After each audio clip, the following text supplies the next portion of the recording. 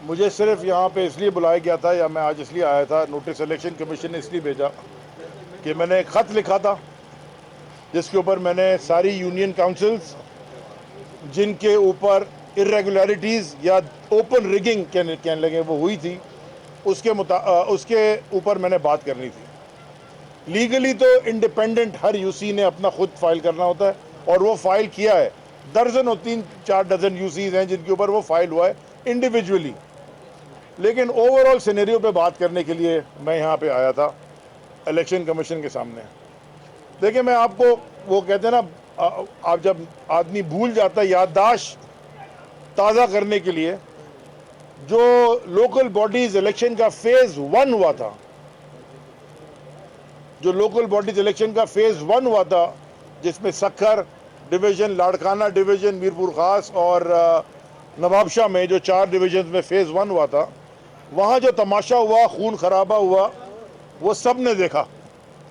यानी कि TV channel के ऊपर खबर यह चल रही थी कि कश्मीर में डाकुओं में और पुलिस में मुज़ाकरात कामयाब हो गए और डाकुओं ने बैलेट बॉक्सेस वापस कर दिए। ये तो इलेक्शन था फेज़ 1 का। गोलियां चली, लोग शहीद हो गए, इंजर्ड हो गए। हमने समझा कि जब फेज़ 2 होगा, हैदराबाद डिवीज़न जिसमें 9 डिस्ट्रिक्ट्स हैं और कराची डिवीज़न जिसमें 7 डिस्ट्रिक्ट्स हैं, मगर वो टाउन्स पे, हैदराबाद में 9 टाउन है और कराची में 25 टाउन है, 246 यूनियन काउंसिल्स कराची में हैं। 3 दफ़ा डिले होने के बाद जब इलेक्शन, 3 या 4 दफ़ा जब फाइनली इलेक्शन होगा, तो इलेक्शन एक साफ और शफाफ एक्सरसाइज होगी, क्योंकि इनको पता था कि इन्होंने क्या करना है। लेकिन उसके बरक्स जो तमाशा देखा गया, क्या हो गया उधर? हाँ, लेकिन उसके बरक्स जो तमाशा देखा 15 जनवरी को कराची में, बल्कि उससे थोड़ा सा पहले, क्योंकि ये उससे पहले 2-3 दफ़ा इलेक्शन डिले करते गए, एक 2 दिन पहले। 15 जनवरी संडे था, जुम्मे की रात को 2 बजे शर्जील मेमन प्रेस कॉन्फ्रेंस करता है सीएम हाउस पे खड़ा होकर और कहता है कि जी हम तैयार नहीं है और इलेक्शन नहीं हो सकता, डिलिमिटेशन का इशू बना के। फिर एमक्यूएम बैकआउट कर देती है, और उसके बाद अगले दिन सैटरडे को, इलेक्शन से एक दिन पहले, सारा दिन ये तमाशा चलता रहा कि जी इलेक्शन हो रहा है, नहीं हो रहा। क्यों? क्योंकि जी अगले दिन उन्होंने कहा कि संडे के दिन कोई बड़ा खदशा है और टीटीपी आ गई है और दहशतगर्दी होने वाली है और कराची में लॉ एंड ऑर्डर सिचुएशन होगी। रात के 11, साढ़े 11 बजे तक ये तमाशा चलता रहा, हो रहे नहीं हो रहे, हो रहे नहीं हो रहे।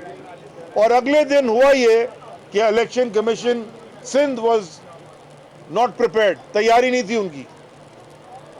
10:30 बजे तक पोलिंग कराची में शुरू ही नहीं हुई थी, हैदराबाद में भी 12:30 बजे, आधी जगह तो 12:30 बजे शुरू हुई है। और उसके बाद जो तमाशा देखा गया, इलेक्शन तो हो गया सुकून से, कोई टीटीपी का धमाका नहीं हुआ, लेकिन उसके बाद जो आरओज ने, कुछ प्रिसाइडिंग ऑफिसर्स ने, और उसके बाद जो आरओज ने तमाशा किया, वो सबने देखा। फॉर्म 11 के मुताबिक तहरीक इंसाफ के बहुत सारे कैंडिडेट जीते हुए हैं और उन सब ने इंडिपेंडेंटली फाइल किया हुआ है, लेकिन जब अपेंडिक्स ए आया तो चेंज हो गया। 15-18 यूनियन काउंसिल ऐसी हैं जिसमें वोट रिजेक्ट करके पीटीआई के कैंडिडेट को हरवा दिया गया। मैं आपको मिसाल देता हूं, एक यूनियन काउंसिल है बंगो पीर की, उसमें रिकाउंटिंग के करके ना 123 वोट से तहरीक, ये यूसी का इलेक्शन हो रहा है, 123 वोट से कैंडिडेट हरा दिया और 770 वोट रिजेक्ट कर दिए। भाई वहां पड़े ही 1200, 1000, 1500 वोट हैं, यानी कि 50% के ऊपर रिजेक्शन कर दी। कुछ यूनियन काउंसिल ऐसी हैं जहां पे, एक वो चनेसर कोट की है, सईद गनी काशखेली साहब की, वो जो हम जीते हैं वो हार गए, वहां पे 41 के आगे 2 लगा दिया तो 241 कर दिया, और 59 है, 51 के आगे भी 2 लगा दिया, वो 251 कर दिया, 400 वोट बढ़ा दिए। और वो अपेंडिक्स से मैं रिजल्ट चेंज कर दिया। तो ये वाला इलेक्शन जो था, ये पूरा इलेक्शन आरओज ने, जहाँ जहाँ प्रिसाइडिंग ऑफिसर इनसे मैनेज नहीं हुए, आरओज ने मैनेज किया हुआ था। ये बात मैंने इलेक्शन कमीशन के सामने रखी और मैंने इलेक्शन कमीशन को ये कहा कि अगर आपने ये इससे सबक ना सीखा, हमारी तो पिटीशन ही है ना, हमने तो लेटर लिखा हुआ, हम तो मानते ही नहीं, कलअदम करना चाहिए। लेकिन अगर हमने सबक ना सीखा और इस तरह के इलेक्शन कराने हैं आपने पाकिस्तान में, तो फिर ना खर्चा करवाएं, अपनी मर्जी के बोलने भैया जीत गया, पर ठीक है, पर इलेक्शन कराने की जरूरत क्या है? आरओ होते कौन है और ये खास तौर पे प्रिसाइडिंग अफसर होते कौन है? अब मुझे बताएं, वहां में जो 90% मैं सुन रहा था सुबह से बैठ के, उससे भी ज्यादा, चाहे वो दूसरी जमातों की हो, चाहे अंदरून सिंध से हो, चाहे इंडिपेंडेंट कैंडिडेट्स की हो, चाहे जमात इस्लामी की हो, चाहे हमारी हो, जो वहां पे पिटिशन सुनी जा रही थी वो थी जिसमें फॉर्म 11 में वो कैंडिडेट जीता हुआ था, लेकिन फॉर्म अपेंडिक्स ए में पीपल्स पार्टी को जिता दिया गया। तो इतनी धांधली करके इलेक्शन करना, और जिताते कैसे हैं? देखें, वजीर साहब अंदर बैठे हुए, आरओ भी आए हुए, आरओ मुलाजिम है एजुकेशन डिपार्टमेंट के, मौसूफ वजीर है एजुकेशन डिपार्टमेंट के, रह चुके हैं पहले, आरओ है लोकल गवर्नमेंट के एम्प्लॉय, और वजीर साहब जो अंदर बैठे हैं वो लोकल गवर्नमेंट के वजीर हैं। तो भाई वो वजीर के आगे कौन सा आरओ बोलेगा? उसको अपनी नौकरी की पड़ी होगी। सो देयरफॉर ये एक पूरी शैम एक्सरसाइज थी। हम उम्मीद करते हैं इलेक्शन कमीशन से,